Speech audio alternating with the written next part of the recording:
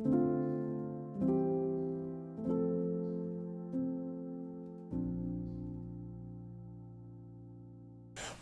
think what comes to my mind that in many ways you can see that in Paul, but and in Jesus, as you indicate, you see that there's a kind of primacy of the good.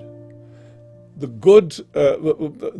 good leads the way, and you can see that especially in the ministry of Jesus when Gospel of Mark summarizes the whole ministry of Jesus. At the very beginning of the Gospel, he came and he preached the good news. The good news was what the Christian faith was about, the good news of salvation that is coming, and therefore something for which we are grateful as the good news for us. It's not that there's no repentance there. It's not that there's no critique, if you want. It's there, but repentance is in the function of this good news. Because the good news is there, therefore I move from one direction of my lives and align my life in the other direction, in that which is good. And I think we also seek, we are motivated also by the good to transform our lives when we find ourselves in just ordinary situation. I think it's really important to me not to think that first thing that we need to do with the world is to critique it. First thing that we need to do is to enhance the good in the world. Good is already there. And needs to be enhanced, and more time and more effort should be spent to enhancing the good than to combating the bad. And now that brings me to the role of gratitude. And I feel that if you want to kind of think what has priority, gratitude or complaint, I would say gratitude has priority, but that's not to exclude the complaint.